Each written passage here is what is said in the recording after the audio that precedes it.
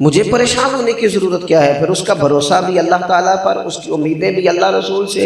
اس کی توجہات کا قبلہ بھی سارا ادھر ہی۔ تو حضور نے لوگوں کو عقیدہ دیا، مضبوط کیا۔ رسول پاک صلی اللہ تعالیٰ علیہ وسلم نے ذہنوں کو پختگی عطا فرمائی۔ تو سب سے بنیادی چیز حضور کا جو احسان ہے وہ عقیدہ ہے۔ پھر بعض خاص طبقات پر حضور نے خاص احسان کیا۔ آج بھی پوری دنیا میں ڈھنڈورا پیٹا جاتا ہے عورتوں کے حقوق کا، پوری دنیا کے اندر، اور بعض لوگ عورتوں کو بڑا دھوکہ دیتے ہیں، کہتے ہیں تمہیں حق نہیں ملتے لہٰذا تم سڑکوں پہ آ جاؤ، معاذ اللہ، تمہیں حق نہیں ملتے لہٰذا تم معاذ اللہ بازاروں کی رونق بن جاؤ۔ عورتوں کو بڑا پریشان کیا جاتا ہے حقوق کے تعلق سے۔ نبی پاک علیہ السلام کی آمد سے پہلے کوئی خاتون کے ساتھ سلوک اچھا نہیں کیا جاتا تھا، اس کا کوئی جائیداد میں حصہ نہیں تھا۔ عورت کا خامد اگر فوت ہو جاتا تو اپنے سسرال کے خاندان کی پراپرٹی بن جاتی معاذ اللہ، اور جس کے مرضی چاہے سپرد کر دیتے۔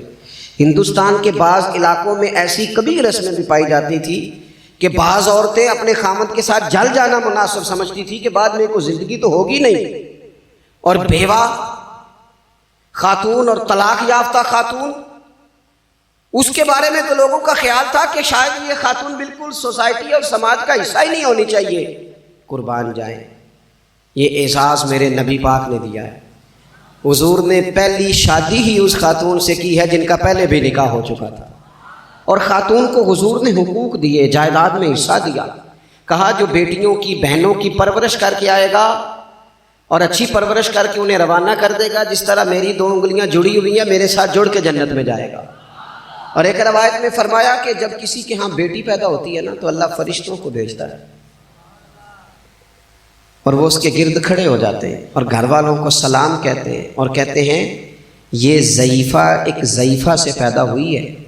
یہ کمزور، یعنی صنف کے لحاظ سے کمزور نازک بچی ایک نازک ماں سے پیدا ہوئی ہے۔ فرشتے کہتے ہیں جو اس کی پرورش کرے گا نا اللہ قیامت تک اس کی مدد کرے گا، اس کی ہمیشہ مدد ہوتی رہے۔ اور نبی پاک صلی اللہ تعالیٰ علیہ وسلم کی خدمت میں آ کے جب خواتین نے کہا تھا نا یا رسول اللہ ہمارے تو دین دنیا کے معاملات میں مردوں کے تعلق سے کمزوری ہے، کئی دن تو ہم ویسے نماز نہیں پڑھ سکتی مہینے میں، کئی دن تو ہم ویسے عبادات کے قریب نہیں جا سکتی، جہاد میں ہم نہیں جاتی، گواہی ہماری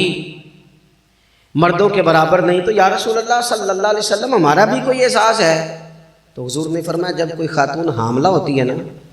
تو اللہ اسے اتنا ہی ثواب دیتا ہے جتنا جہاد کرنے والے کو ثواب دیتا ہے،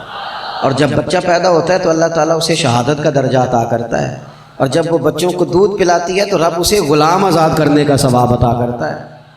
ایک دفعہ نا نبی پاک صلی اللہ تعالیٰ علیہ وسلم کی خدمت عالی مرتبت میں حضرت عائشہ صدیقہ رضی اللہ تعالیٰ عنہ نے ایک واقعہ عرض کی حضور آج میرے ساتھ عجیب معاملہ ہوا، میں گھر میں اکیلی تھی تو ایک خاتون 2 بیٹیوں سمیت